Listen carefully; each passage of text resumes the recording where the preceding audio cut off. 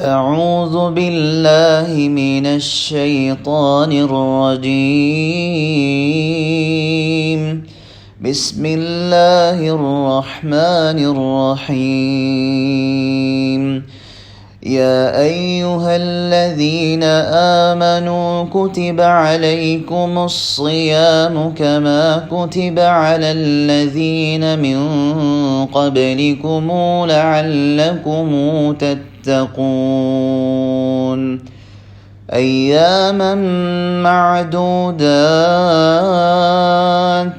فمن كان منكم مريضا أو على سفر فعدة من أيام أخر، وعلى الذين يطيقونه فدية طعام مسكين، فمن تطوع خيرا فهو خير له، وأن تصوموا خير لكم إن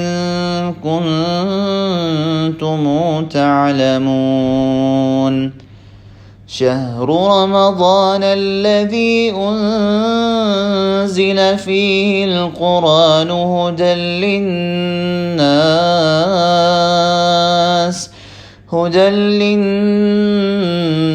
وبينات من الهدى والفرقان،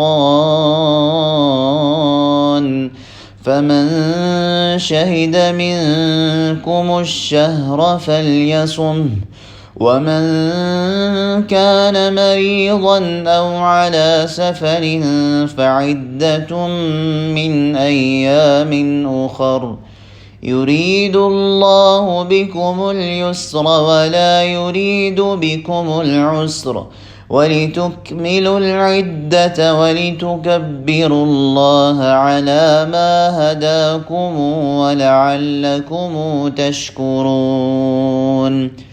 وإذا سألك عبادي عني فإني قريب أجيب دعوة الداع إذا دعان، فليستجيبوا لي وليؤمنوا بي لعلهم يرشدون. أحل لكم ليلة الصيام الرفث إلى نسائكم هن لباس لكم وأنتم لباس لهن، علم الله أنكم كنتم تختانون أنفسكم فتاب عليكم وعفى عنكم، فالآن باشروهن وابتغوا ما كتب الله لكم، وكلوا واشربوا حتى يتبين لكم الخيط الأبيض من الخيط الأسود من الفجر، ثم أتموا الصيام إلى الليل، ولا تباشروهن وأنتم عاكفون في المساجد، تلك حدود الله فلا تقربوها، كذلك يبين الله آياته للناس لعلهم يتقون.